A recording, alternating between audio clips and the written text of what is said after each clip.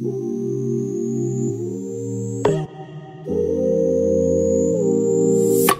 going on, everybody? Nate Boyer is almost in the car. I'm ready to rock and roll today. This guy's awesome. Let me give you a little background on Nate Boyer. So Nate has done 2 tours in Iraq and Afghanistan. He's a former college football player at the University of Texas. Long snapper, never played football in his life, walks on, makes the team. Between the season and during the off season, he would go and do a tour in the Middle East for the military as a Green Beret. This guy is unbelievable. Crazy cool story. His involvement with Colin Kaepernick, going from sitting during the national anthem to kneeling, that was Nate Boyer. And this guy's done a lot to lead the thoughts of a lot of people in this country and done a lot of good, and is a public speaker now. He is awesome. I can't wait to get to know him a little bit better. And I'm out here in California. If you notice, the seats are black. This is actually a Tesla test drive. The exterior is white, the interior is black, but hey, still has Ludicrous mode. So I'm excited to help share this guy's story. It's really powerful, and I'll let him do a lot of the talking. And this guy is an awesome leader from what I know about him over the phone. And he's an awesome guy with a great story. So check him out on his social media, but more importantly, check this video out.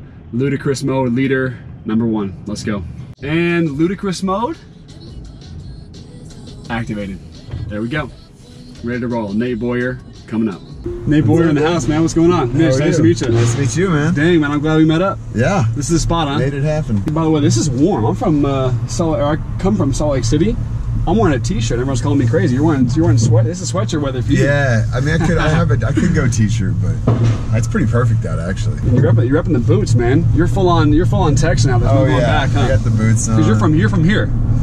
I'm from the Bay Area. My dad's a racehorse. Well, my dad's a racehorse veterinarian. Okay, so you kind of had to, huh? But that's not the only reason. But no, it's mostly the Texas stuff. I was also stationed in Georgia, North Carolina, and a bunch of Georgia places. Fort Benning, Columbus. You know where that is? Yeah, down the southwest side, right?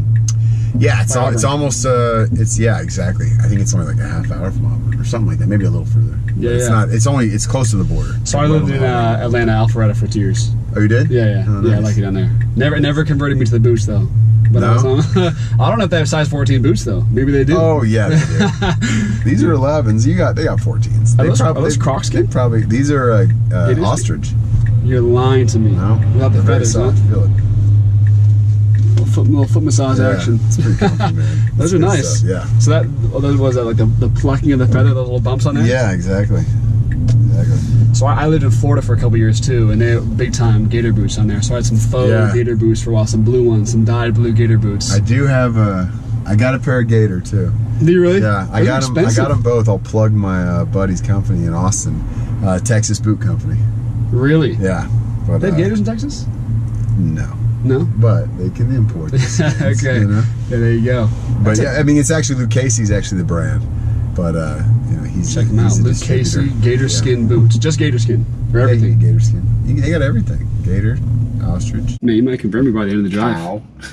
No way. Actually, yeah. What do you mean, no way? That's the original. Is it really? Yeah, leather. Dude, this screen is enormous. Have you ever been in a Tesla before? I've been. Are they all that big? I feel like I've been in them. They're different. So some are like popped up and like sideways, but they're about this. I mean, they're bigger than even the average. The first ones that came out, it was already like that, or this is just maybe I've missed the first ones, but the new, I know anything from like 2015 on, they have them this big, whether they're sideways or vertical. I think I've been in one that had it this size, but I just didn't realize. I wasn't sitting in the front seat. So yeah, they're nice. So you haven't gone Ludicrous mode then, huh? I don't know what that means. Okay, I'm glad. I know, like the rapper. Close. Spelled a little bit different, completely different actually, but close. So Ludicrous mode. So when you buy a Tesla, you can buy it. It's called chill mode. I'll show you. Okay. It's called chill mode, which is if you're just. This is what my wife drives in chill mode constantly, but it comes as sport in the sport mode, which is just regular in all the cars. Ludicrous Plus too. Yeah, exactly. So you can upgrade to insane mode, but this is past that, and then Ludicrous Plus is past that. So we're in Ludicrous mode. So it's got a little pickup. It's got some start. So we'll rock and roll as long as you promise not to tell me. I'm fine. So this is 0 to 60 in 2.7 seconds. 2.7? 2.7 seconds, which I think makes it the third fastest car third fastest 0 to 60 in production. Isn't that crazy? This big beast, and it's the heaviest car in production too, which is even crazier. So you don't want to be sitting in front of this thing when it starts going. But it's fully electric. Fully electric, yeah, 100%. I was up for a few hours last night researching on a lot of what you've done. But you have a pretty dang cool story. I'm going to know a lot more than you're going to expect me to know because I did my homework. Prove it. Put it that way. Prove it. I know you're from California. I know you grew up not playing sports. I'll say not playing sports. When I mean not sports, not football. Not football, yeah. Not football. What did you play? I played every other sport. Did you really? Pretty much. Baseball? Yeah. Baseball, basketball. I ski raced. Really? From California? Soccer. Yeah, but we lived in Colorado for a bit. When I was living in Colorado, that's when I did that. You've been to Utah, I'm sure, then, right? Oh, yeah. Yeah. Yeah, I've been to Park City a couple times. I was in Park City last week. Great place. Skied up in Deer Valley. Yeah, so those places are unbelievable. Yeah. Those are great places. I'm too tall to ski and snowboard, though. If I fall, man, it's a long way down. How tall are you? 6'6". That's like a tree coming down, man. Yeah, you're all right. Yeah. So that's a 50-50 chance for a broken collarbone every time I'm down. Right. But, so you're obviously a worn athlete. I mean, there's no chance you make a football team at the University of Texas unless you have some sort of athletic background. A little bit, but, I mean, I just was a hustler, you know. Went hard, wasn't afraid to get run over with dignity. Absolutely. And, yeah, I mean, decent athlete. Always a decent athlete, but never was a great one, man. I didn't have any scholarship offers for any sports out of high school. Yeah. Why no football then? It feels like it's very fitting. Well, I never played it, and I regretted it, and so when I was 29 and coming off active duty, I just wanted to give it a shot. And I was like, you know what? Worst case scenario, I get cut from the team, and life goes on. So what brought you to Texas, though, specifically? Did you have ties to Texas? Austin, okay. But what brought you there specifically? Austin. Okay, you just want to live there. I liked UT. I mean, UT is a great school. Yeah. You know, Coach Brown, Mac Brown was there at the time, and I hadn't met him before, but I'd heard through people that were in the service on deployments and stuff. I mean, you know, a lot of those coaches, they go over there on those USO tours and stuff, and Mac went over there, and I guess he just made the helicopter wait so he could shake everybody's hand that wanted to meet him, and you know, was just like first class guy, and they were. I mean, it's a great tradition, the program there. Yeah, you know? Absolutely. And so that was part of it too. I wanted to originally, when I first started talking about it. My buddy Brad Keys, who's a really good friend of mine from Special Forces, he unfortunately he's passed away. But we were in Iraq talking about it, and I said, "Hey, I want to go back and play. You know, I'm thinking about going to probably like a smaller school somewhere I know I can make the team." And he's like, "No, man, if you go, you got to go to a big school." Really? Yeah. He's like, "You're a Green Beret. You can't be doing that. Got to go big. You got to go big." So I was like, "All right." So I did. Fortunate to make the team, you know, walk on, and then after a year of being on the scout team, you know, playing safety. Were you really? Yeah, that's what I was. There you go. That's what I walked on as. I started long snapping just to try to find a way on the field. Sure. And the starter was a senior, and he was graduating, and so I worked on it. Ended up being pretty decent at it, just from. Oh, I've seen the videos. I saw you on ESPN snapping in a suit. If you can get done in a suit, you was right in the pocket too. Oh, yeah, you launched that. That was nice. You did that in a suit. I forgot about that. You did that. It took you about 3 minutes to actually bend over and get down there, but you actually did it. And it was a laser too. All right. It was nice. All right, sweet. Yeah. So I can vouch. I can vouch for it. But yeah, look at this movie. Have you heard about this or the show? I think it's a show. It's like it's an audio show, but it's about Cena wanted to be. Like an NFL player. It's like it was a dream. So he's got the body for it. It's based on his, like it's a what am I trying to say? It's fiction, but it's based on some of his background. His desire to play football. And so it's just about a guy that's, you know, it's called the 64th man. I don't know what I guess 63 men with the practice squad is NFL rosters. Is that why they say that? Something like that. Yeah. So. It's just about a guy that's just almost good enough. Always one spot from glory. So we're not actually looking at John Cena. We're looking at a billboard of John Cena in this new movie. Well, we are in LA. It could have been John Cena. Yeah, he could be around here somewhere. That's cool. But I was kind of like him. I was kind of like that guy. That's cool. But I was kind of like him. I was kind of like that guy. You know what's funny? So was I. Really? I mean, because you know, so. Did you set a bunch of records or something? I mean, hey, no, I didn't set a bunch of records. I guess I was on, you know, BYU leaderboards and I'm 5th all time in touchdowns and at BYU at least. Those are records. Yeah, I mean, I guess I didn't break, but I guess I was, you know, in the talks for, you know, a lot of those. But so after playing at BYU, I went undrafted to the Chiefs first, which, by the way, was the worst decision I've ever made because the 2 receivers that I chose to go there and try to beat out are now the 2 starters of the Chiefs. The 2 rookies I came with, Tyreek Hill being one of them. He was my roommate. I know. So, and you know, when I'm deciding to go there, it's either the Packers or the Chiefs. Those are the 2 biggest teams, you know, that I wanted to go to, and those guys are still there, and they're great players. So it was a bad decision on my part being undrafted, and then I went to the Browns for a while, and then the Vikings for an off season. Then I was with the Dolphins the next year. Hurt my ankle, and then now I've started my own business in pest control. Okay. So we do direct home sales out in the southeast Atlanta. That's where we live there. Dallas and Houston. Probably gonna open up a spot in Austin. You have to give me your connects down there. But there you go. I'm very passionate about what I do now. But yeah, football was the old me. So, but yeah, to go back to that, man, I can't even tell you how many times I felt like the 64th man. Or coaches would say, I mean, I'm sure they said the same thing to you when you were with the Seahawks. Like, look, it's coming down to you and this guy, and you're like, how is it always like me versus this guy, or how is it like, how is there? I remember I got cut because they needed to sign a safety. I'm like, how does a receiver need to get cut because you need to sign a safety? Backup quarterback. Right, I read that. And so it's sometimes it doesn't make sense, but you know what? Like, I think that story, whether it's football or not, though, can resonate with a lot of people. Yeah. I think so many people out there feel like they're the 64th man or the next person out. Yeah. But what do you do, and what have you seen people do to make that leap? Because I feel like you made that leap at Texas. You know, like you were probably felt that way going in, but you doubted wanting to go to a small school. What made you, and what do people have to hear to make that leap and get past that? I mean, you just got to put yourself out there and understand that, especially with something challenging, you're going to fail at some point, at some level. You're just going to, and like that's what successful people do. They keep pushing. They set really high bars for themselves, and they don't ever settle for the comforts and I guess the small successes. Like a small success should bridge into whatever you're pursuing next. Sure, yeah. That's what makes me happy, because I think people also get confused that the results are what make you happy, the successes, but that's not what makes me happy. It's the hustle. It's trying a new thing. It's trying to get to that next level that I don't even think I'm capable of, and then just having the opportunity, like looking back on everything that I've done, those are the things that I loved the most and enjoyed the most and felt the happiest in those moments. So why is that though? Because people always, lay in bed at night and dream of becoming someone, dream of accomplishing X, right? And when they do, why doesn't it actually make them I think the dreams are what makes you happy though. Like when I'm dreaming about something like that and thinking, I get excited. I feel, I don't know what that is, endorphins or whatever. You feel something that sort of makes you, alive and electrified because it's a possibility. I think it's just the hope. Hope is like a good feeling. Yeah. It's more of a feeling. It's a better feeling to me anyway than achievement.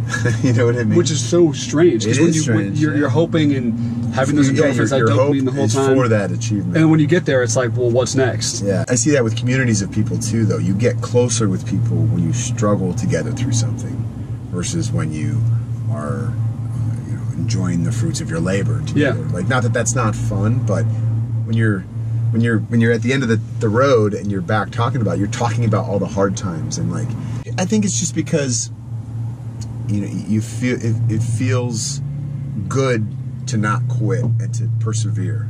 It feels good to no, man, in that moment, like that voice in my head was telling me you're just not good enough, or it's just not going to happen for you, and I just didn't quit. And however it worked out, whether you failed or succeeded, won the game, lost the game, that's what's important. Because if you ever do, because I've had those moments in my life where I don't know if I necessarily quit, but I just sort of went another direction out of fear, you know what I mean, or something like that, which I guess is quitting, and or didn't voice or represent who I wanted to be or who I thought I was. It was more about what's going to sound good to this person? You know what I mean? Or sure. Or whatever. What's going to make me look good? Yeah. In the end. And then you do that. You do that to yourself too, and you limit yourself from going after what you really want because you're just worried about what everybody else is going to think. You know, and it's silly because at the end of the day, I mean, we're all dying. You know. Memento mori. Yeah. Exactly. One day we'll die. As far as I know, that's pretty much the same for everybody, that event. You know, I don't know. Right, yeah. I mean, what's after, that's up to everybody's interpretation and obviously your different beliefs and whatnot. But as far as that goes, like when you expire here on Earth, I'd rather, you know, do it scratching and clawing. It almost seems like happiness is your internal judgment of how strong you become through your chase of what your dreams are, rather than, yep, hit my dream, check it off, all problems will be good now. Yeah. Does that make sense? Yeah. So that's great. There's always going to be problems too. Problems don't go away. Right. Problems don't go away. You know, and whether you struggle with, you know, depression or anything, like very few things like that are actually, in my opinion, fully curable. You can treat them. And you should, you know what I mean, and manage those things. Yeah. But it's not like achieving a status or a goal or whatever. Winning something is going to fill an emptiness. It just never does. So why do so many people? And I chase dreams and I preach chasing dreams. Then why do we do it? If that's because chasing it's fun. Okay. Yeah. I think it's because it's because we like challenging the status quo. You know, I mean, people tell you, oh, you know, to achieve this, you have to go this, you have to do A, B, C, D, blah blah blah, to get to Z, and that's just the way that it works. But it's not true. That's the way it worked for that person. It doesn't mean you have to do that. Because like when I was 29, going back to college and trying to play football, you know, people were just like, dude, you can't. You're 29 and you never played before. You can't. You don't understand. Like these people have been playing since they're 8. They're way better athletes than you. Right. They know the game. You don't even know the game. Just because you watch it on TV doesn't mean you know the game. Absolutely. And all these things. You know what I mean? Yeah. And as much as they might think. Yeah. Yes. I was like, yeah. I mean, true. It will be more challenging, but it doesn't mean it's impossible. I'm like, if I put the same amount of effort in or more effort in than anybody else. I think it's very important to listen to the universe, you know, and if you're being guided in a certain direction, sort of, to just go with it, unless it's something you just don't want, you know? Because for me, like walking on long snapping was the last, I didn't even know what a long snapper was. You know what I mean? I didn't even know there was a guy that came on the field and snapped. Yeah, you said you thought, why doesn't the center just do it? Yeah, why does it snap a little bit longer? It's just a longer snap. Yeah. I don't need a long snapper. But, you know, once I got on the team and I quickly realized, like, hey, I'm cool with being on the team. I'm glad I made the team. I'm grateful. You know, I get to dress for home games. This is cool. It's Texas. But I want to find a way to play. I want to find a way on the field. And, you know, so immediately you go to special teams. And special teams is where even guys that end up being starters, many of them, unless they're just head and shoulders above everybody else athletically, start on special teams. You know, for a lot of freshmen, you either redshirt or you're a special teams guy your freshman year. That's like typical. That's a typical thing. And so I was like, all right, well, what can I do on special teams? So, you know, I got the cover on a kickoff coverage when we were blowing out Texas Tech one year, or the first year. You light people up? And oh no, I got double teamed. I did throw a guy down. Okay, which was kind of funny. Yeah, it was good. It was good. He was a freshman. I looked up later. He was a big tight end. You looked up the guy you threw down. Yeah. Well, he just kind of got off balance, and I mean, it could have been a penalty. I don't know. I was nowhere near the tackle, but I just like grabbed his arm. You double team, man. You gotta take it. Yeah. Threw him over the shoulder there. But anyway, so it was like even that. I was like, man, these guys. I mean, they're just big and fast and agile. I was trying to have that kind of quickness, man. I'm decent. I got good hands and. Yeah. I'm relatively strong and like I'm not like slow, but compared to guys in Texas, like God, you just some good athletes. Yeah, same at BYU. Like you just got people are fast. People are big and fast. You know, you're the first person ever to say that people at BYU were fast, but I thank you. There's definitely fast people. You're saying Taysom Hill's not fast? No, I'm not saying it. I'm not saying that at all. We played but outside looking at, most people don't say that BYU's fast. I'm with you on that. What was your last year at BYU? 15. Okay, so that game when it was raining and we had the delay and all that. Oh yeah, that's right. That's right. In that game. In the tunnel. Yeah. Taysom ran for 265. And Jamal Williams, everybody knows who Jamal Williams is. Right. Nobody knows he went to BYU, but everyone knows who Jamal Williams ran for 182. Yeah, that's right. In the same game. I think we ran for like 460. Yeah, almost 500 yards. Yeah. We just got destroyed. They should let me hold the rock a little bit. Yeah, it was bad. That was bad for us. You know, that game before the game, we were in that tiny little cramped visitor locker room. We were soaking wet because of warm-ups. We already did pregame warm-ups. And then it's a 2-hour delay with lightning. I remember that. I forgot. We had all the fans had to huddle onto the bleachers too. We kept all our crap on, and we're just wet and miserable. That's right. We were stretching in the locker room. Half my teammates were asleep in the locker room. Oh, that's why y'all came out and just absolutely ate us for lunch. Because you guys were chilling, and we were like in there just cold, wet, miserable, not wanting to be there. That's right. And we came out and played like it, You play like you don't want to be there. So to give a quick background story, Nate played at the University of Texas as a long snapper. Him and I, through just talking, even after we already talked about doing this, we found out that we played each other 2 different times when I was at BYU and he was at Texas. And that was a hilarious game where some of my teammates I wouldn't call it hilarious. Yeah, no, for us, we're laughing about it now. Maybe not you guys. Oh, it was miserable. But we learned a lesson from that because after that game, I think we won 6 straight. I'm pretty sure. We started 1 and 2. You guys fired like your whole coaching staff, didn't you? Well, not Mac, just the he fired the rest. Yeah. But we went on a tear. I think we won 6 or 7 in a row after that, and played for the Big 12 championship. But the lesson we learned from that was not only you got to stay up, you got to figure out something to play for when you don't want to be there when you're on the road. It's miserable or whatever. Beyond that, we played TCU maybe a month after that, out there at their stadium again. So you don't have the comforts of your own locker room and weight room and all that stuff. And we're in a visitor locker room, and I think we're up by a touchdown or something, and it was almost halftime, and they called it.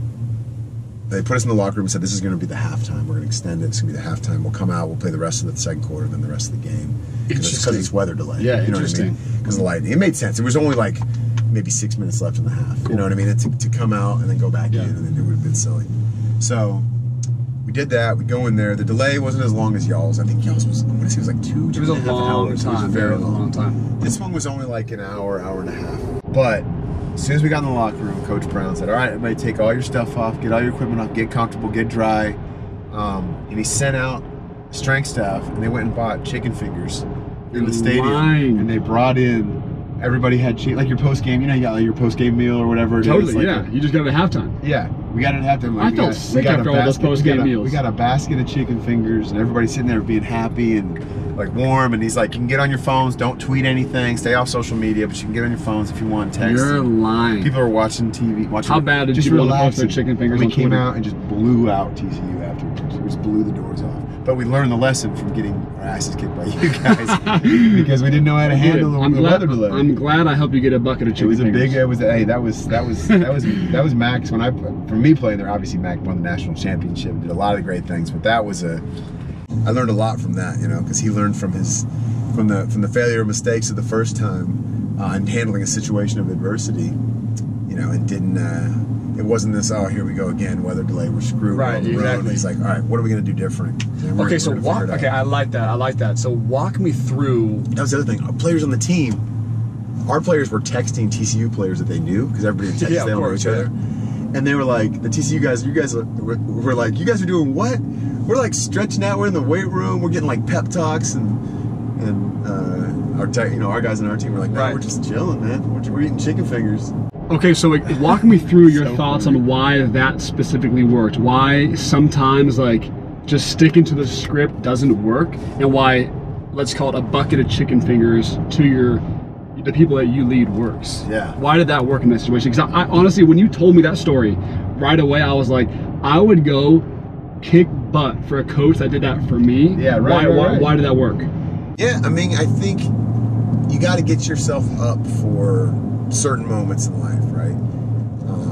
You got to be, you got to have it. There's a limited supply of adrenaline and motivation and stuff like that, right? I don't think it just hangs. You can't just have that all the time. No, I don't know anybody that just is switched on like that all the time. Yeah, interesting. You know what I mean? Like if you took if you took your pre-workout before a workout and you felt like just how you were supposed to feel when you go hit the weights, and then you got a phone call, and then something else happened, and then all of a sudden it's 2 hours later, you're gonna be like, I don't even feel like working out now. You know what I mean? Totally. Same kind of deal. So it was like Mac in that moment was just like, all right, let's like shut it off. Let's just let's just unplug. You know what I mean? Let's switch it off.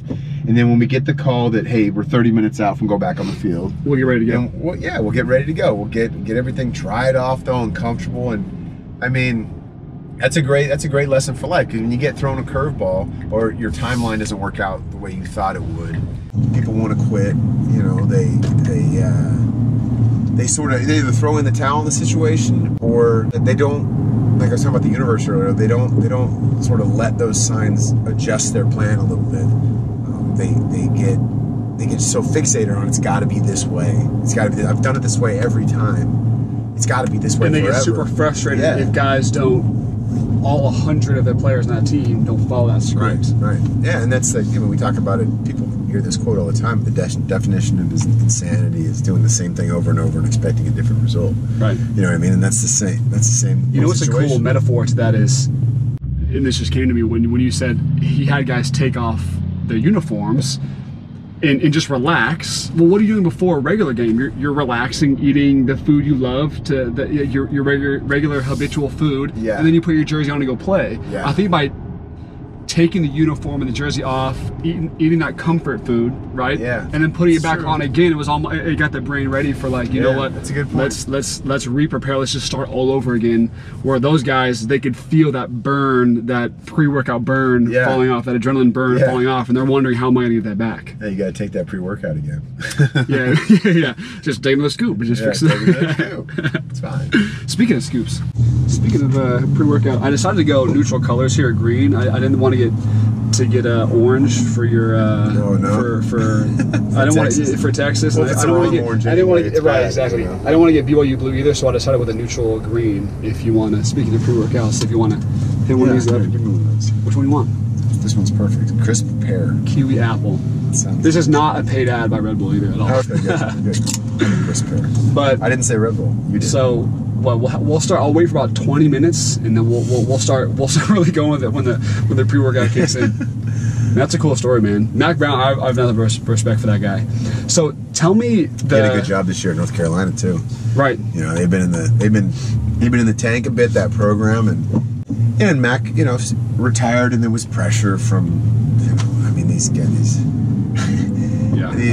The boosters are brutal, it's like, and the fan base is brutal, especially in Texas. It's like, 8-5, 9-4, that's not good enough, and I get it.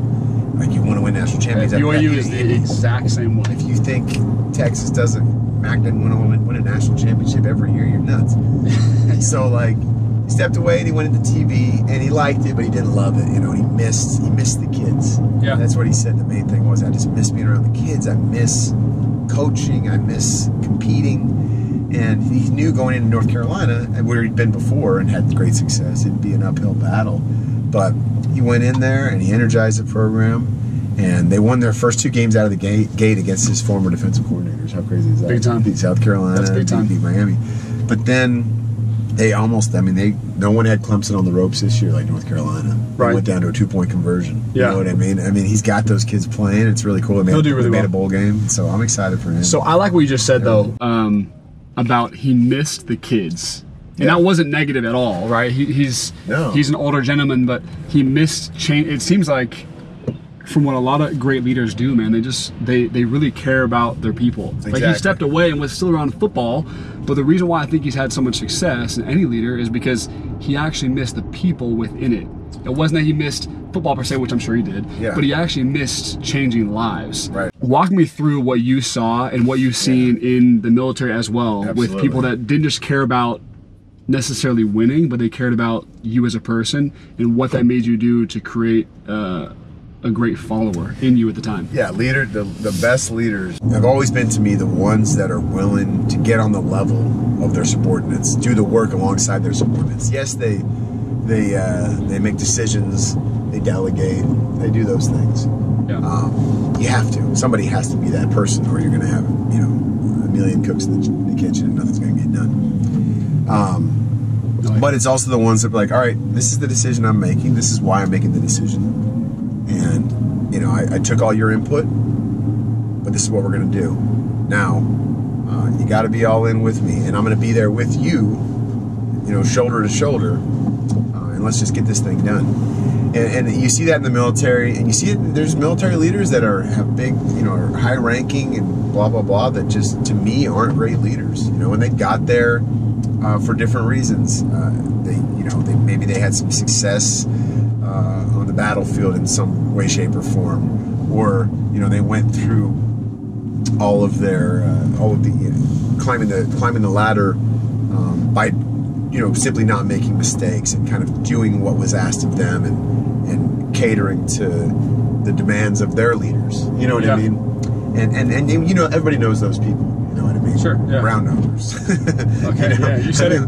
We all know them. But like, and they get there too. But that doesn't make you a great leader because you have the rank, because you have the position. You can be the head coach at University of Texas. It doesn't mean you're a great leader. It means you're the head coach at University of Texas, and somehow you got there. But you know, Mac was a great leader because it was always collaborative, and so many guys I served with in the military, and the leaders I had, I was very fortunate to have some incredible ones, and some really high-ranking ones. I mean, Admiral McCraven, who also went to Texas, was the SOCOM commander, planned the Bin Laden mission. This is the guy that when I was playing at Texas, you know, he was a leader in the military. For part of the time. Overall, I mean, he was the leader of everybody in special operations. But I had a personal relationship with him because he was, you know, he came back and he spoke to the team before games. He'd come back every year and you know, be with the football team. And he asked me one year after a game in the locker room. I was in the National Guard. He asked me what I wanted to do, if I wanted to go overseas, and I said, yeah, I want to deploy. I want to go back to Afghanistan. I want to go to Afghanistan. And I hadn't been yet. And he said, done, I'll make it happen. And he, you know, let me go over there and serve again. I know that sounds weird, but like, I wanted to go back. And made sure I was back in time for training camp, and like took care of all these details for somebody. Let's pause there for I didn't need to do. You know? You played football, and then in the off season you went back and served, and then played again. Oh yeah, I was in Afghanistan probably a month before we played y'all in that rain game. You've got to be kidding me. I know. Man, I wish I would have known that. They get me back a day before training camp. You are lying to me. I remember walking into Coach Brown's office and telling him, "Hey, Coach, this is what I'm going to do." And I was the starting long snapper at the time, you know. And he was like, "All right, well, don't get shot. Be careful. Be safe." And actually advice, Coach. Keep your head down. Yeah, actually, you know, and we'll see you when you're back. You know, and it was just kind of like that. I was like, okay, he's on board. Crazy. And then to Charlie Strong's credit, when he came in, same thing. You know, he was like very understanding of that. And, you know, so he did it twice. Yeah, I did it twice. I did it for my junior and senior year. Oh my gosh. Yeah. Okay, so we got to talk about that. So you went to Iraq and Afghanistan, correct? Yeah, I went to Iraq when I was on active duty before I went to college. And then when I was in college, I would go back to Afghanistan. Yeah. And did they cater that based on you going back and playing football? Did they know, like, okay, we're going to send them out for 4 months between... Exactly. Because you have to be in school, too. So I took my finals early and bounced out. Yeah, after spring ball, I took my finals. They better have bent the rules a little bit, right? To get to the finals a little earlier. Took my finals early. So then you go out for, what, 4 months? Yeah. The window? Exactly, about 3.5. And then come back in August for training camp. They'd get me back the day before, and that was what I was saying. Like, Admiral McCraven, without him kind of putting in that request, it wouldn't have happened to me. It wasn't a request, it was an order, because he was the boss. So I was just, you know, be kidding me. I was very lucky to be able to do that, and like it's people, unless you were in the special operations or even in the military and got to deploy. I do say that in that way. It's hard to kind of understand, but I looked at it as an opportunity to give somebody a break that stayed on active duty. I mean, I left to go play football. You know what I mean? I'm not saying I didn't quit the military, but I left active duty to go play football. I'd done my enlistment, And after a year, I kind of missed that. I missed serving. I missed going overseas. So I joined the National Guard in Texas. Yeah. There was my commander in that unit, Texas National Guard, was a guy named Theo Umbehagen, who was a fan of the team, but also he was a local guy, lived in Austin. And he said, "Hey, we'd love to have you, and we understand you're playing football and all that. I want you to do that. Like, we're not going to bother you during football season. You're just going to have to make up your training in the off season, and then there'll be opportunities in the summer to do some training missions or something like that." And it was the first year I went to Bulgaria. You know what I mean? Yeah. And we were there for like 6 weeks, and you're working with Bulgarian special forces and all that. But it's not combat. You know what I mean? Sure. And then that next year, though, I wanted to deploy if possible. I met Admiral McCraven through the team. He was in the locker room after we beat Baylor in this shootout. He was all pumped up. Maybe he opened a door he didn't want to open, but he said, sure. "Hey, what do you want to do?" And I said, "I want to go to Afghanistan." He's like, "Done." And well, I'm sure you can pull some strings. a few months later, I was in Afghanistan. I can't even tell you how many times during training camp, myself included, I mean, everyone complains this is so hard, 2-a-days. I know in the NFL they ex-nayed 2-a-days, which was nice, but 2-a-days, it was so hard. I mean, training camp, you're dreading that. You're so excited for the season, but there's that big hurdle of training camp, right, or fall camp as they call it in college. But you get home the day before from overseas, Iraq, right? Yeah. So you get back, and I want to know your Afghanistan. Okay, Afghanistan. Sorry, Afghanistan during the summer. Okay. During the summer in college. Iraq before. I want to know what impact you saw that have on your teammates at Texas, because I would love to see someone try to complain around you about what is hard, and they're playing football in America. Yeah. And they know that you're sitting there right by them. What did that do in terms of leadership for you at Texas? Even though you weren't the quarterback, you weren't the star receiver, you weren't the star running back or the linebacker, what did that do for the team?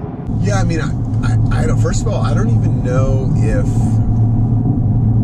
a lot of the kids understood what I was doing.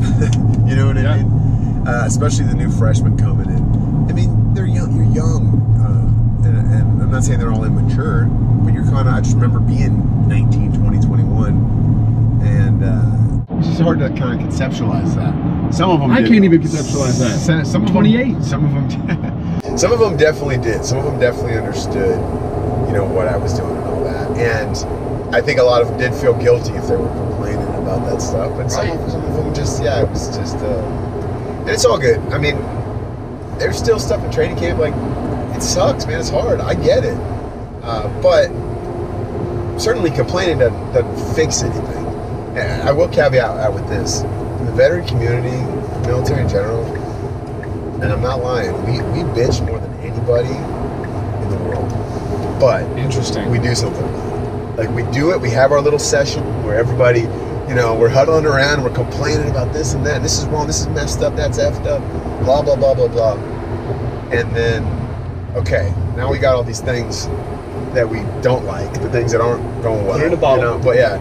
So like, how do we fix them? How do we address them and fix them? What can we do different now that we're out? I mean, we all need to vent. Everybody needs to vent. Like, that's just a thing. Sometimes you call your significant other or your family member, and you just go off, and they're just like, "Why are you yelling about me at this?" And it's like, it's not about you. I just need to get it out. I just need to talk about it, man.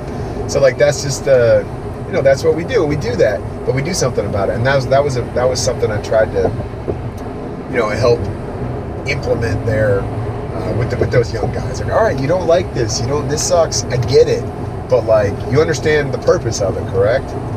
And if you don't, like, let's figure it out. Let's figure out why we're doing this, why this is important. Because once you know why, because it's all intentional. Nothing's random, especially in like college football program. Those coaches.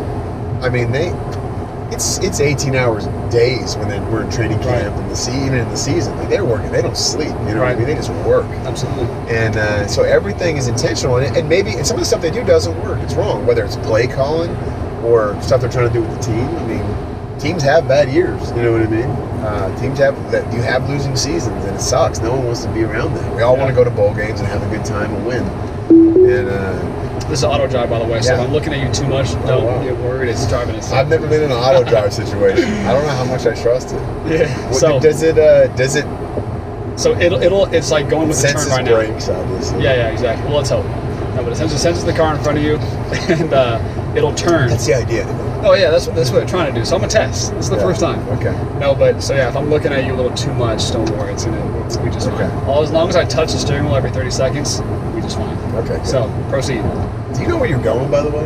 Oh, we're cruising. You're just driving. This is a cruise. This is a cruise. We can put on some music, and it might add to the experience. Let's take. Are you gonna go up by downtown? Well, show me where the best looks are. Show me where the best. You know this place. I'm a guest. You're a guest in the car. I'm a guest. Let's go up through downtown, and then we'll come back through Hollywood. Let's do it. Back to where we started. So take 110 north. Anyway. Okay. By the way, I have a great idea for rap songs. Nobody steal that listens to this. I can't rap. I can't write rap songs, but I think so. In California, all the freeways are it's the 5, the 110, the 10, the 101. Those are the highways, the freeways. No other state, they don't say they just say I-95 or whatever. You know what I mean? But in LA or in California, we're on the 105 right now. We're getting on the 110 north. Or the 110 north. The 110. So like, I thought it would be a really cool. It's sort of like a back rhythm. It's not the chorus, but like the song will start out and you'd be like, take the 10 to the 110 to the 101. Take the 10 to the 110 to the 101. Take the 10 to the 110 to the 101. And people in LA get that because that's literally I got a change you made. You know what I mean? Because I've taken them many times. I've taken the 10 to the 110 to the 101. So you have that. The guy actually sounds a lot cooler. No, He's probably got a deep voice. You can see it. It sounded great. And then somebody just comes in that actually knows how to rap. But anyway. Okay, if you were to put those lyrics though to a rapper who you'd want to bring that to light, call him out right now. Who is it? Oh man. Who is it? And it can't be country. Even though you're wearing the boots, it cannot be country in this car. It can't be country. Can't be country in this car. Put an artist. All the greats are dead, man. I did get to meet. It would be a big comeback. Two Live Crew does not sing those type of songs though, but I got to meet Luther Campbell. Luther Campbell. What about like a Drake or like a 2 Chainz or Kanye West? I could see Kanye doing that. I guess no, they had to be from California. They had to be from California. Yeah, I could see Kanye doing that. I mean, he's a Calabasas guy now, I think. So yeah, I like that though. Have you put that on Wiz Khalifa? I know Wiz. Wiz is a great guy. How about Wiz Khalifa? Man? Actually, that would be the backbeat, and then he would come in rapping. But it'd be some dude with a deep voice. Someone in his crew. I'll get him on that. You're right. I'll talk to him. Yeah, get him on that. He needs to get you on it though. He needs to just get you all lined up in the studio. Yeah, we need to like auto tune my voice way deeper. You're gonna need a little bit more lyrics besides the repeat. That's it. Other than that, I don't have any other. So that's lyrics. gotta be just the chorus. Yeah, I was just cruising in my car, much like we're doing now. I was driving it myself. Oh, you are driving now. I'm back. You took off self. No, we'll put it back on. No, we're good. But anyway, what the hell were we talking about? I honestly don't even remember. We were talking about leadership. We were talking about coaching. We were talking about now that we're on the topic. You were talking about like talking to the other players. Back from complaining during training camp. Fall camp. But I bet it was minimized somewhat because of my presence. To be honest, not because of anything I said. Just because guys were like, I can't be complaining. This guy just got back from Afghanistan. Exactly. The day before. Shot at a week ago. So. Okay, now if you don't mind me prying on that one, what is actually? You're in Afghanistan. What is actually happening? Are you in combat? Is it what people imagine it being like? Is it like that? Yeah, I mean, so it's in 2013, 2014, as a whole, way less troops overseas, way less offensive operations going on. It was much more train, advise, assist mission, right? Where you're working with, if you're a Green Beret, you're working with Afghan special forces, Afghan commandos. You're training them. You're going on partnered missions with them, and the combat typically is a lot lighter. However, and it was that first year I went, the first year before my junior year, before we played. The mission I got put on was the last commando mission, and it was near, it was kind of near the capital, and a lot of the surrounding valleys and villages. There was a lot of stuff going on. A lot of terrorists were kind of bedding down there. It was like a safe haven. Some of these neighborhoods, because villages, because American troops weren't going in there anymore because we were kind of directed to pump the brakes a bit. Yeah. And we're trying to move things forward, trying to assist with like elections that they're having and stuff like that.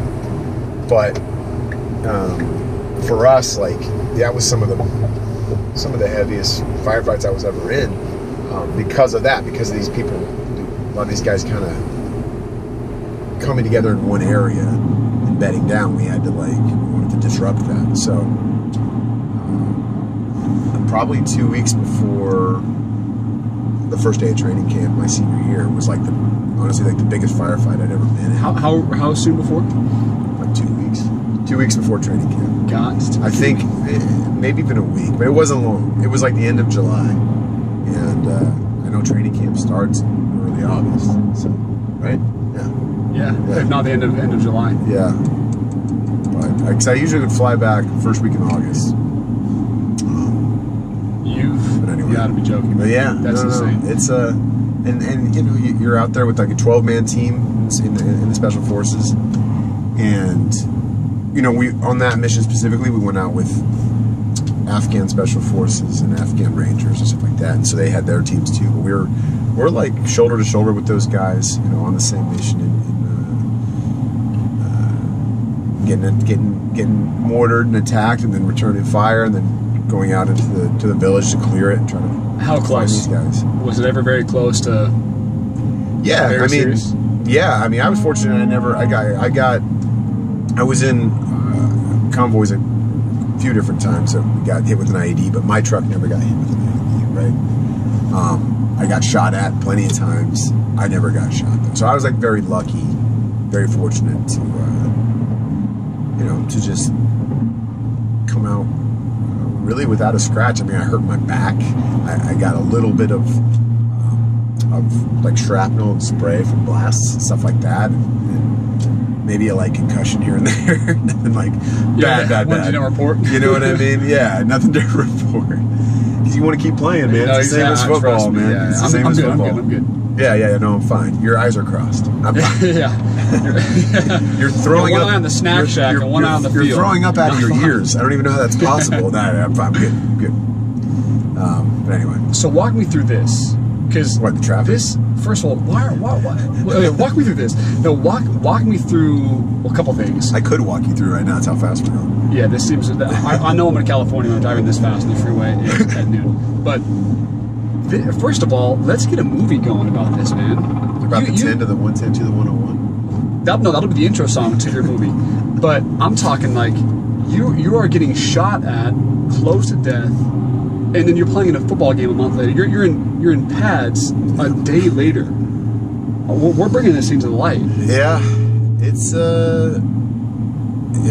different. That's cool, man. Honestly, I'm working in film and TV now, and I do. I'm really psyched about this. I'm producing a movie that we're shooting up in Western Massachusetts, starting end of December through late to mid-January. It's a low-budget thriller, but it's going to be incredible. It's going to be freezing cold. You're an actor, and you're producing it. I'm playing a little part in it, but I'm producing it. It's the first feature film I've produced. Big time. It is big time. It's we're doing it on a shoestring. We got a lot of favors and a lot of people helping us out. So we're very fortunate there. But it's gonna be exciting, and I think it's gonna be really good. And we got the DP that we're using, the director of photography, worked on that NFL Network show I get to host, Indivisible, and I met him through that. This kid's he was an award-winning college filmmaker and all that. So, and that's full time for you now. Yeah, that's kind of what I'm into. So you know, maybe one day I would like to develop. I think maybe a show. Not necessarily about me, but about somebody going through those similar things. And he doesn't have to be playing a sport, but that transition from doing this, deploying and all that, and then coming back to a college experience or life in the big city, right. And it's like, and then going back over there, because they're very different. You know what I mean? There's no, I always notice like the green grass when I come back to America. Oh yeah. There's certain things that are just. It's so different. What do you start to appreciate more when you come back? Right when you get back at the green grass, what else? I'm sure there's a lot, but what are your top three? Girls. Okay. There we go. I don't know if that's top three. That's messed up. That's good. No, but seriously, you know, family and friends, sports, man, like American sports. I love it. It's my lifeblood. It's my escape. And yes, you get to watch those at some level overseas when you're deployed. You know, we have Armed Forces Network and stuff like that. You know, that was a big reason I wanted to come back and play football, because football got me through a lot. However, and it was that first year I went, the first year before my junior year, before we played Yale.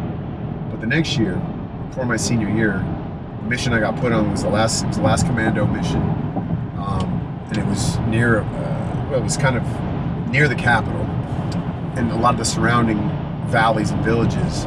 There was a lot of stuff going on. A lot of terrorists were kind of bedding down there. It was like a safe haven. Some of these neighborhoods, because American troops weren't going in there anymore, because we were kind of directed to, you know, pump the brakes a bit. Yeah. And we're trying to move things forward, trying to assist with like elections that they're having and stuff like that.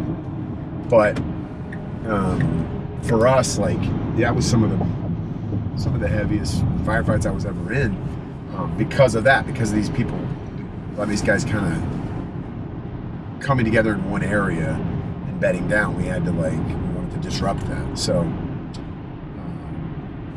probably 2 weeks before the first day of training camp, my senior year, was honestly the biggest firefight I'd ever been in. How soon before? About 2 weeks. 2 weeks before training camp. Got to be I think maybe even a week, but it wasn't long. It was like the end of July, and I know training camp starts in early August. So, right? Yeah. If not the end of July. Yeah. But because I usually would fly back first week in August.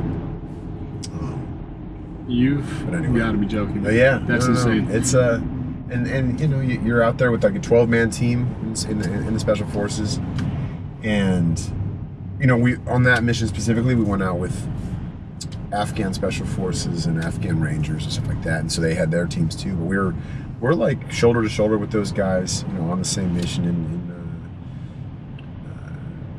getting mortared and attacked, and then returning fire, and then going out into the village to clear it and try to how close find these guys. Was it ever very close to? Yeah, I mean, I was fortunate. I was in convoys a few different times that we got hit with an IED, but my truck never got hit with an IED, right?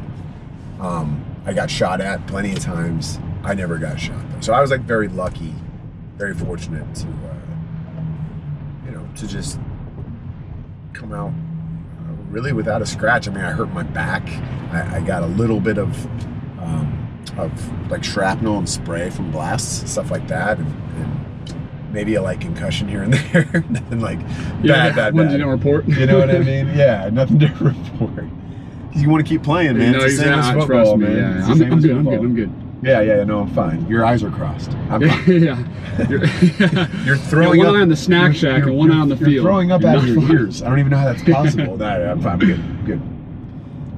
But anyway. So walk me through this. Because what, the traffic? This, first of all, why walk me through this. No, walk me through a couple things. I could walk you through right now. That's how fast we're going. Yeah, this seems. I know I'm in California when I'm driving this fast on the freeway at noon. But first of all, let's get a movie going about this, man. About the 10 to the 110 to the 101? That'll be the intro song to your movie. But I'm talking like you are getting shot at, close to death, and then you're playing in a football game a month later. You're in pads a day later. We're bringing this into the light. Yeah, it's different. That's cool, man. Honestly, I'm working in film and TV now, and I do. I'm really psyched about this. I'm producing a movie that we're shooting up in Western Massachusetts, starting end of December through late to mid-January. It's a low budget thriller, but it's going to be incredible. It's going to be freezing cold. You're an actor and you're producing it. I'm playing a little part in it, but I'm producing it. It's the first feature film I've produced. Big time. It is big time. It's we're doing it on a shoestring. We got a lot of favors. I love that. And a lot of people helping us out. So we're very fortunate there, but it's gonna be exciting, and I think it's gonna be really good. And we got the DP that we're using, the director of photography, worked on that NFL Network show I get to host, Indivisible, and I met him through that. And this kid's he was an award-winning college filmmaker and all that. So, and that's full time for you now. Yeah, that's kind of what I'm into. So you know, maybe one day I would like to develop, I think, maybe a show, not necessarily about me, but about somebody going through those similar things. And he doesn't have to be playing a sport, but that transition from doing this, deploying and all that, and then, you know, coming back to a college experience or life in the big city, right. You know, and it's like, and then going back over there, because they're very different. You know what I mean? There's no, I always notice like the green grass when I come back to America. Oh yeah. You know, there's certain things that are just so different. What do you start to appreciate more when you come back? Right when you get back at the green grass, what else? I'm sure there's a lot. What are your top three? Girls. Okay. There we go. I don't know if that's top three. That's messed up. That's good. No, but seriously, you know, family and friends, sports, man, like American sports. I love it. It's my lifeblood. It's my escape. And yes, you get to watch those at some level overseas when you're deployed. You know, we have Armed Forces Network and stuff like that. You know, that was a big reason I wanted to come back and play football, because football got me through a lot of tough times on deployment. Wait a minute. I'm pausing you right there. Yeah. Football got you through tough times on deployment. You mean the lessons you learned there, or just the fact that football was there for you? Oh, just football was there. You know, like you get back from a deployment, or excuse me, you get back from a mission at 5 a.m. Or so, and you know, we're 9 hours ahead, so like Monday Night Football's on.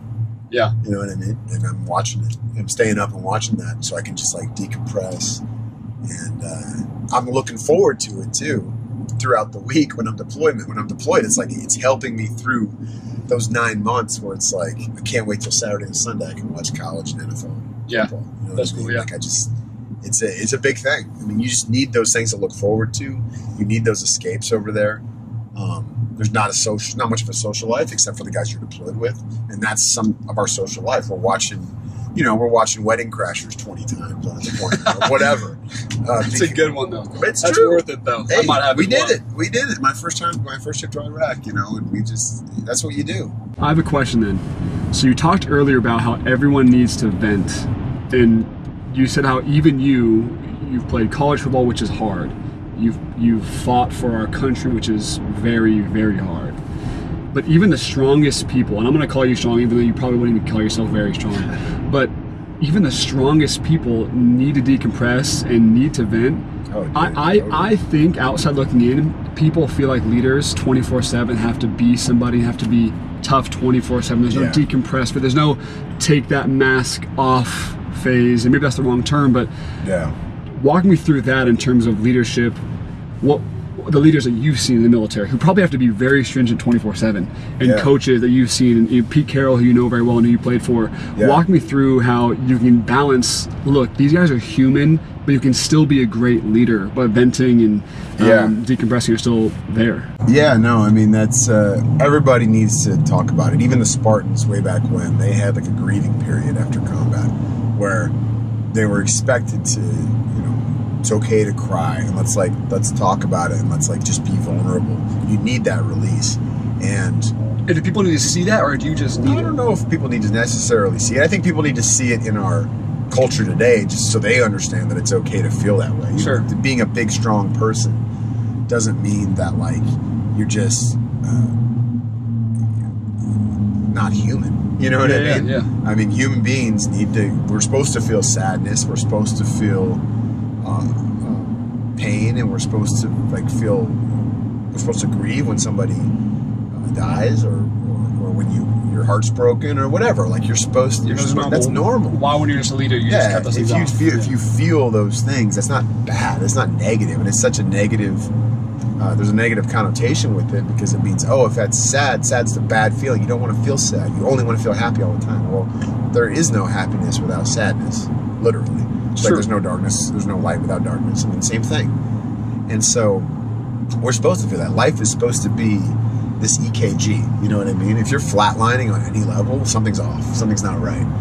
You know, if you're flatlining at the happy level, I feel like you're constantly, you must be on drugs at all times. Like there's no way. Something's not right. And if you're down here on a flat line or in the middle on a flat line, that's not right either. Something's not right. Yeah. You know, we're supposed to have, it doesn't need to be extremes. That's what they call it. And should leaders EKG you know, be at a higher That's plane mania or manic. You know what I mean? When you're all the way up, all the way down, like hopeless and just completely filled with perfection, this utopian feeling. I think that's not healthy either. But we're supposed to, you know, we're supposed to have good days and bad days. I mean, this is part of life. It just we go through that. Life's hard. It's tough, and it's supposed to be. And you're supposed to feel every facet of it. You know what I mean? You're not supposed to. When we try to stuff things down or ignore it, or you know, we have this idea that being brave or courageous is like being fearless. It's not. Like it's recognizing the fear, embracing it, and then still making the decision to put yourself out there and move forward. You know what I mean? Yeah. That is courage. That is being brave. I like that. That's good. Yeah, I like that. Say, I mean, I stole that. That's originally it was. I believe it. Originally, I want to say it was like Socrates or something, and then that's probably totally wrong. But I know John Wayne said the great one. Okay. John Wayne ripped it off from somebody else. John Wayne's quote is, "Courage is being scared to death and saddling up anyway." I like that, which is great. That's way better than what I just said. But he ripped it off some philosopher. Just put the word saddle in there. The original quote is like, "Courage is not the absence of fear. It's something else." Yeah. I have something that I feel like the listeners need to hear and talk about. It is probably in the last 2 years the biggest social misconception of sports. Okay. And it was the whole dealing with Kaepernick. Okay. And you know, your involvement with that, and me even just reading about your involvement with Kaepernick and that whole story. Right. It changed my whole view. Right. Okay. And so for those listening, and correct me if I'm butchering the story, Nate wrote a letter that got picked up by Colin Kaepernick from when he was sitting on the bench, and Nate was not stirred up in anger by that, but it coming from active duty to playing football to going to the NFL, it definitely was relevant to you. Right. And so Nate wrote a letter to Colin Kaepernick in a sense, and Colin Kaepernick got it, picked it up, and they ended up meeting up. But what made you even reach out? Period. Why did it affect you in a way to where you even reach out? Because there's so many veterans out here. There's thousands and thousands. Why did you reach out? You know, I wrote this open letter because honestly it was a volatile time. It was the middle of the election. You know, Hillary Clinton versus Donald Trump. And it was like everybody's taking a team and a side. And no one's listening to each other. And people are just angry. Everybody's angry. Right. Yeah. It's frustrating, I think, as someone in the military we're fighting for everybody, but also like we'd love it if people would just be civil back here. You know what I mean? Yeah. And it wasn't a very civil time, and so that was frustrating. You're gonna take 10 West, by the way. You gotta sing it for me if I'm gonna take it. You what? You gotta sing it for me if I'm gonna take it. 10 West. No, 10 West, not East. Where you going? Oh, West. There we go. But you weren't singing it. I'm not singing it. Yeah. You're done. You've done your bars already.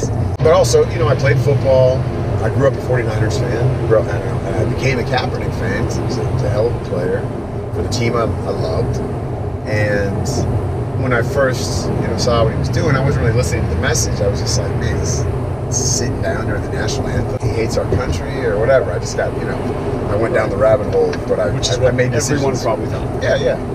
And I was just disappointed, and kind of hurt by the whole deal. So eventually, I was getting reached out to by CNN and Fox News and whatever, all the big cable news channels, which are pretty divisive. It was just frustrating time, frustrating conversation to have, and I didn't want to go on any news channel and get cornered into talking about something I didn't want to talk about. Yeah, or like whatever. Which happens every time. They have they have a direction they want to take it, and I get it. And they want to pitch you up against another person with a different viewpoint, just have you argue, right? Because that's good TV, I'm just like, this is not helpful.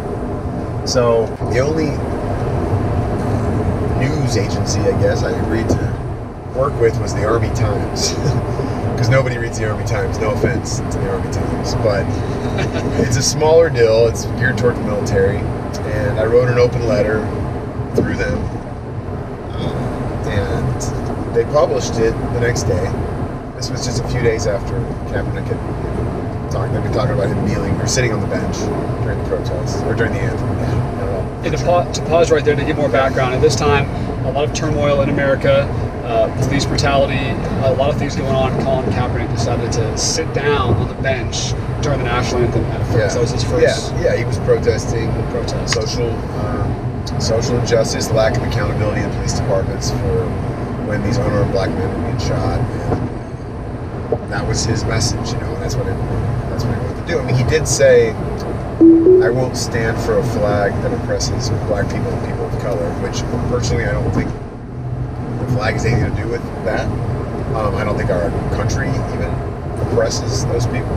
That is not, currently, that is not what we're supposed to be all about. But it is happening, and things are not fully equal, and social injustice absolutely exists. And I may not agree with everything in his message or his way of protesting, but he's trying to make our country, I believe what he is trying to do is make our country better and safer. And I'm not going to be mad about somebody for doing that. Sure. So let me pause you real quick right there. You said something earlier about, as veterans and military people, we complain just as much as everyone because we're people. But what I thought was really cool was you said, but we do something about it. Yeah. You even proved your own point right there when you said you were complaining, maybe it was to yourself, maybe it was to your close friends, but you were complaining about it, but you did something about it by actually writing a letter and said, let me see how I can help. Right. I thought that was pretty cool, and you've proven yourself right. Yeah, we've tried to, most of us in the military, we would approach a situation like that, we'd break it down, and say, all right, like, what is possible here? How can we actually move the ball forward? How can we make everybody feel like, you know, they matter and are included in the conversation, and kind of feel good about where we're headed with this thing? And it would be kind of a pretty inclusive thing. It wouldn't be like saying, this situation's messed up, y'all need to fix it. We would like say, okay, the situation is messed up, how can we fix it together? You know, like that. So, wrote the letter, you know, and Colin ended up reading it. It went crazy viral because a lot of sports journalists shared it. You know, people in the media shared it. And I woke up in the morning after it had been out, and my email was full. My voicemail, or not email was full. My voicemail inbox was full. I had a bunch of emails and tweets and texts, and it was like crazy trying to just manage that. And later that day, Colin's publicist called me, actually, said he wanted to sit down and have a conversation and talk about it. So I went down to San Diego. First thoughts, obviously excited, but were you most excited because you had the opportunity now to spark maybe a different tweak on this social movement? Maybe nervous. Yeah, I was more nervous and just like, wow, okay, now like, what did I just get myself into almost? Yeah, now I'm in the middle of a social justice conversation I never thought I'd be in. You know what I mean? Yeah. The purpose of the letter really was to just get people to try to see, not necessarily even his side, but just understand that their perspective is based on their experiences. You know what I mean? And that's it. And like, I don't know what it's like to be Colin Kaepernick, and no one that hasn't deployed, gone to war, knows what it's like to actually go to war. You can try to make comparisons, but you don't. You got to say your quote though that I heard when I listened to your video. It's about his cleats and your boots. Oh yeah. Put it in how you said it before. I thought that was so cool. I said, me saying that I know what it's like to go through what a person of color maybe goes through is just as ignorant as someone saying they know what it's like to go to war who's never been to combat. And you know, I don't know what it's like to be in his cleats, you know, and he doesn't know what it's like to be in my boots. That's very well said. I like that. But it's true, but I thought it was big of him to reach out and want to sit down and talk about it. Try to pick my brain on where I'm coming from, and he didn't want to offend people in the military. Which is I wish that was so much more well known, because it's that piece of it is hidden. He reached out to you for sure, a Green Beret, but we don't all feel the same way in the veteran community about flag and anthem and all that stuff. Like, people have to understand that too. It's very diverse. Very diverse. We're the most diverse microcosm in America, in my opinion. At least large microcosm. I mean, we're from all over the place, different socioeconomic levels, genders, obviously races, religions. We're American. We're a mix, Yeah. And that's what makes it great. That's what makes it work, and that's what helps us all gain perspective in the service. So you met around those different groups. So you met up with him, and at the time he's sitting, and I know you guys had went back and forth on what's the best move for this, but he still wanted to use it as a vehicle. What is your advice for him in that situation? And we met right before that next game. Hours before kickoff. They're playing the Chargers. And cameras are flying into town knowing that this is going to be on TV. It's the final preseason game. He's going to start. It's military appreciation night because 9/11's coming up. Navy SEALs are jumping into the stadium. Full honors on the field. And Colin saying he's going to sit down during the anthem. The stage has been set. Oh, yeah. And so, the 49ers, Chip Kelly was the coach at the time, and Trent Baalke was the GM, and Jed York, and everybody in the organization was like on board to have me sit down with Colin and just have this conversation. So we did. And after just kind of talking for a while, sharing each other's backgrounds, I mean, we've jived like just fine. Like, everybody, we were cool. I mean, we had this shared experience in football. He's just another guy at the end of the day. And but towards the end of the conversation, he was like, what do you think I could do differently? How could I adjust in some way so I don't offend people in the military? And I'm like, there's no perfect protest. Like, you can't. Interesting. You're not going to find somebody's going to be offended no matter what you do. You know what? People are going to be offended if you stand with your hand on your heart now, because they're going to feel betrayed. Like, you had this message, now you don't. So, like, how crazy is that? It's true though. Yeah. And so but through our conversation, I suggested kneeling as opposed to sitting, because I think kneeling, in my opinion, has never been seen as a disrespectful gesture in any way. I mean, people take a knee to pray and to propose. You take a knee when someone of royalty enters a room, and it's just like, wow. It's always been a respectful thing. But it is, it's a form of protest as well. And that was your suggestion. Martin Luther King did it back in the day. They used to kneel all the time outside of churches and places like that. But yeah, so I suggested the kneeling because I thought he needed to be alongside his teammates. That was more important than kind of sitting back on the bench alone. And he actually agreed. He thought it was more powerful, and he said, "I'm going to kneel tonight instead." Okay, so that right there. I wish everybody who has an opinion on this, who has seen this and been affected by the whole Colin Kaepernick flag deal, if everyone knew that a Green Beret, former military person who's fought for our country, someone who would have a stronger opinion and be more valid than anybody on this topic than nobody is besides Nate Boyer. I wish everyone could hear what you just said, that it was your suggestion for him to kneel because it was reverent. Well, but I don't want to get that confused with that it was my suggestion for him to protest, because that has been confused quite a bit too. Like, I don't want him to not. You rather have him stand. You rather have him stand with your hand on his heart. I want him to feel the same way that I feel when the flag is raised, or at least some semblance of that, which he doesn't. But I'm willing to find a place to meet in the middle where I feel like he's taken into account, people that fought for that flag, and that the anthem doesn't mean that to everybody, and they're symbols of what we're supposed to be as a country, right? And so it's a complicated situation, obviously. Yeah. But I was glad at the time that he was willing to adjust in some way. But I mean, I got absolutely attacked for that too, from even people in the military, people in the veteran community. Yeah. What was that like? pretty brutal, but it's all good. It's just sticks and stones, you know? Well, the thing is, what's so cool about this story, man, I'm gonna brag about this whole situation. Like, what's so cool about that is the people who complained and reached out and lashed at you didn't, at least that I know, try to do anything about it, but you did.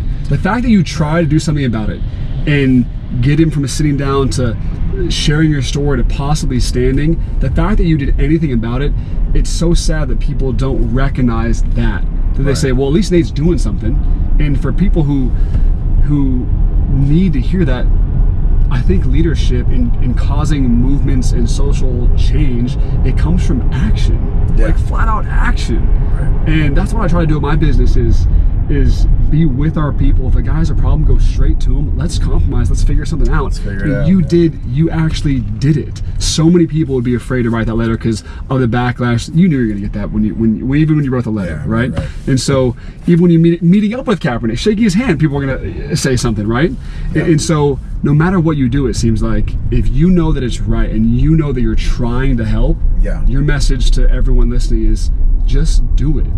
No matter what happens. You got to do something. You got to,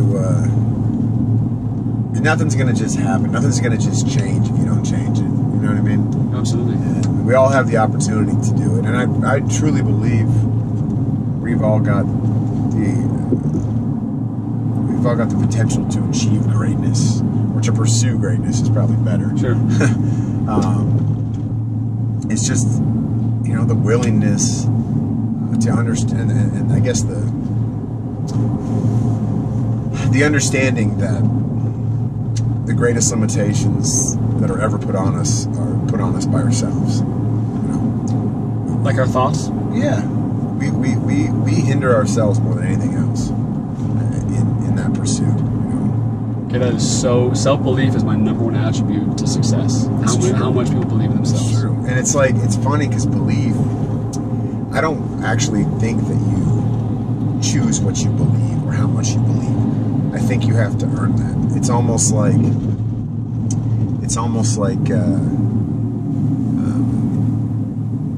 know, you can't change your behaviors until you start to change the, you know, the little decisions that you make, your actions or whatever, and then that eventually promotes behaviors and habits, and then you become that other person. You know what I mean? Because the small things, the little things. And I think it's the same way with belief. Like, that's just how I am. I think you have to have a reason to believe, right? And the reason to why maybe you believe in yourself is because you had some success before. You achieved that thing. You know, you won that game. You beat that opponent standing across from you.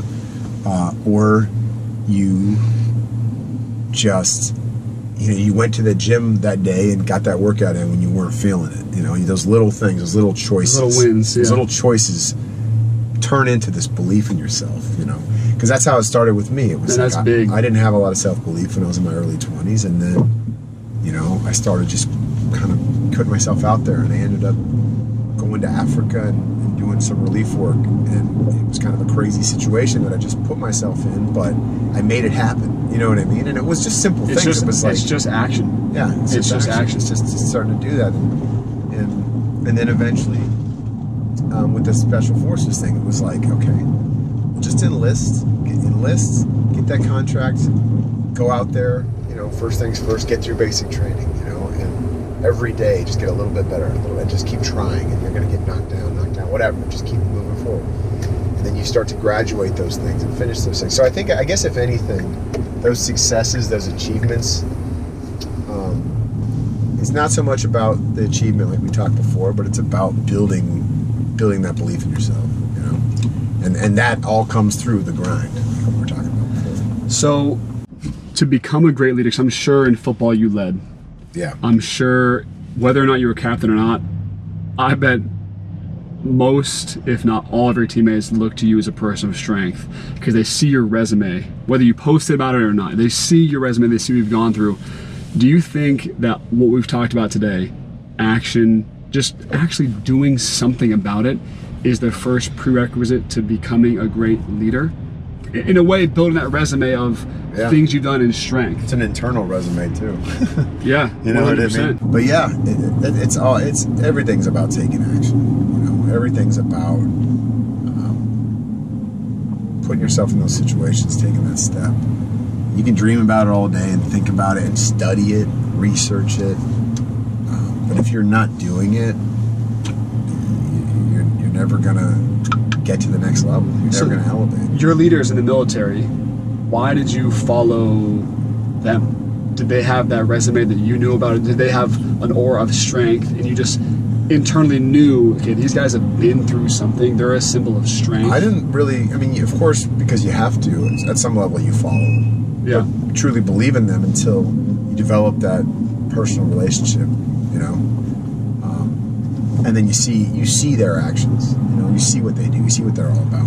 So it's not an immediate thing. Just because somebody has a rank, of course I'm going to follow their orders because that's what I'm supposed to do. That's what I signed up to do. You know, so it's got to be through their actions, you know, through what you see them do on a daily basis, and the decisions they make, choices they make, and then at their hardest times, you know, when things are challenging, how do they respond to that? You know, what do they do? Do they freak out?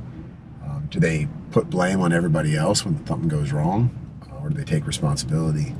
You know, that's until you see that, it's really hard to believe in a leader. No matter what their resume is, you need to see it first, totally. and almost in a way walk in their boots, but see what they do at the hardest time. See what they do, how they act, what the type of person that they are. So what I've realized, and I don't need to go into my story whatsoever, but what I've realized when I've made leaps and bounds in leading people, it's been just like you said, allowing people, and this will happen naturally, for people to see into your life and see what you've gone through. And so when you do have to come down on somebody, you do have to motivate someone. They know it's coming from a good place. They know that you've been fortified by something. You've been forged by something other than what you do. I own a pest control business.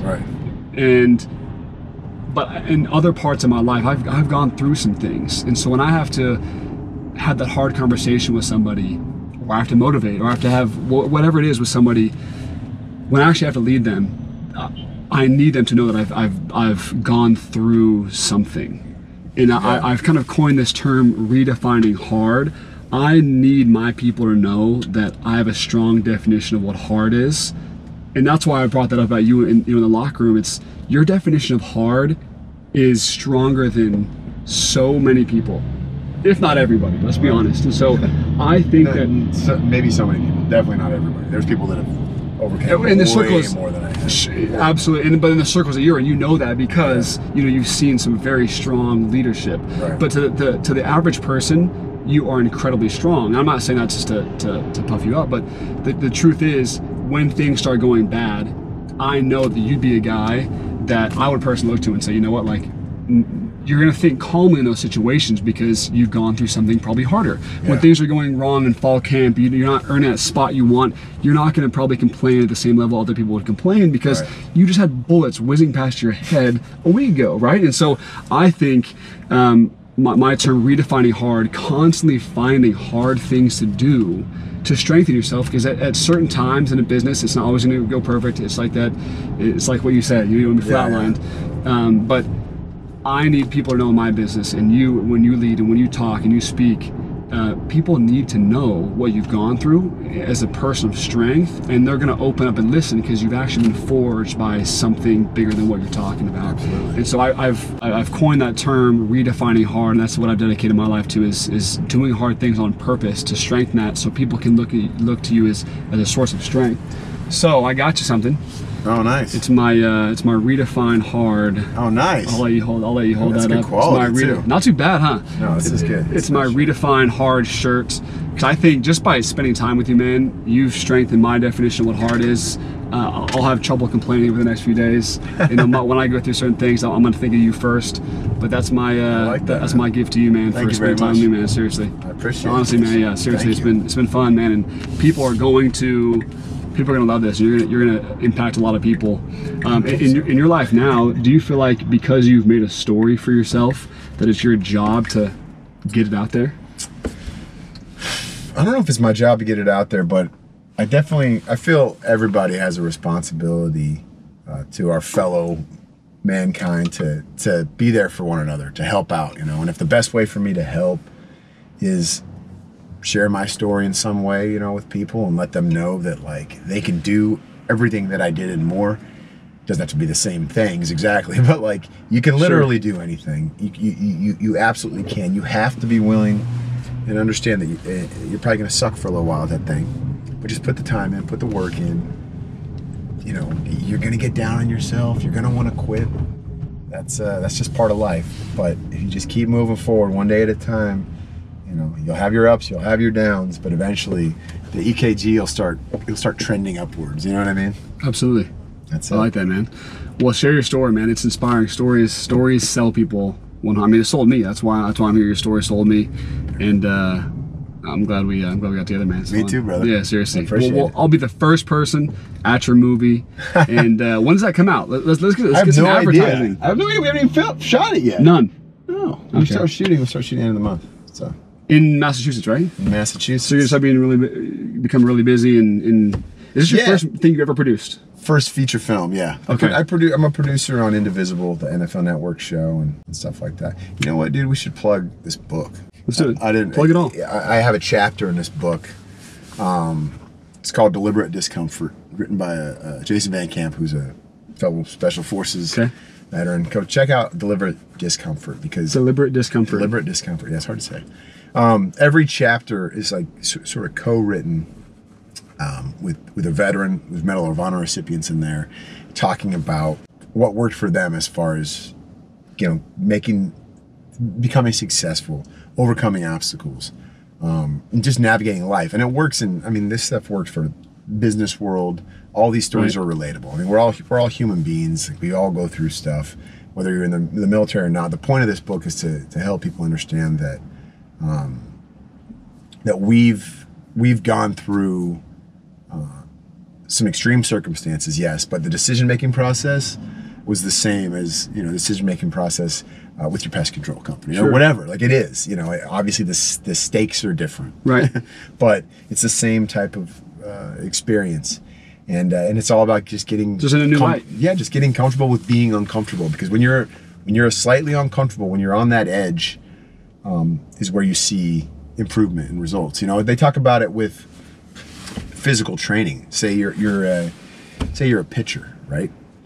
And you're working on your mechanics. But if you're working on your mechanics and you're throwing strikes every time, but you're not, you know, throwing it as hard as you could, you're not really getting better. You know what I mean? But if you're just throwing as hard as you can every time and you're all over the map, you're also not getting better. There's a fine line of, it's like, how hard can I throw this ball and keep it, you know, keep it in the strike zone, keep it accurate where I want it to go, and then what can I do to get it a little bit faster, you know, and get that strike zone a little bit tighter, and like little tweaks along the way, and eventually you reach your optimum, you know, of your XY axis or whatever. Yeah, totally. And it's the same thing in business. Like you've got to be pushing and pushing and pushing, but you can't grow too fast because you won't be ready for it. You know what I mean? Yep. Like you've got to be on that sort of that uncomfortable edge. You know what I mean? It was the same thing when I used to ski race. It was just like, you got to maintain your technique, but you also got to be very aggressive. You know, down the hill. It's the same kind of thing. So too aggressive or too technical, you'll be too slow. Too aggressive, you'll be out of control. Exactly. So deliberate discomfort. And you wrote a chapter in it? Yeah, I have a chapter. Get the book. Yeah, I'll be reading that. It's good. It's very great. soon. It's great for leadership. Just like I love it. Yeah, that's big time, man. Thank you for your time, brother. Sweet. Seriously, we'll be in contact. When I'm in California, I'm gonna hit you up. Perfect. Let's do it, man. Thanks a lot, brother. I'll let you out. There you go. Oh my gosh, that opens automatically. Yeah, there we go. So just wrapped up with Nate. Man, that was awesome. The guy is a natural leader by what he's gone through. I think the key points to take away is, if you want to lead people, it's okay to be vulnerable and complain and lead, and you want this change. But if you want to lead, you have to act, and you gotta do something. And I think the effort of just doing something. He wrote a letter to Colin Kaepernick, just a letter, and that was something. And it got picked up and put him on the map in terms of causing social change. And the key thread for me was just its action. it's not about position or just the title you've received from brown-nosing your way to the top. It's just about action. And the more people you can influence through your action, the more of a leader you are. It has nothing to do with rank or position. You heard him, he even said that certain commanders in the military or certain leaders in the military that he had weren't great leaders. But some were because of action, what they've gone through and how vulnerable they are just to be real and get to the root of the problem. It's okay to complain sometimes. It's okay to vent, but that ends and action starts. And I thought that guy did a beautiful job of explaining, you know, the art of that. It's okay to be human. It's okay to be vulnerable. It's okay to not be perfect.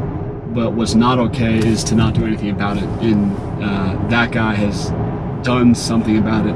And good gosh, his story about fighting in Afghanistan a week, his most wild battle, 1 week before training camp. 1 week before training camp for me, I was at Bear Lake in Idaho doing whatever. But that guy is fighting for our country. I would go to war with that guy any day. And that's cool. And that's what I think a great leader does, is they find ways to strengthen themselves and to not be perfect, but they find ways to be strong so that others can look at them when chaos happens, because it does, and just be a source of strength for people. And man, that was awesome. So Nate, you're my guy now, man. And great leader, but even better rapper.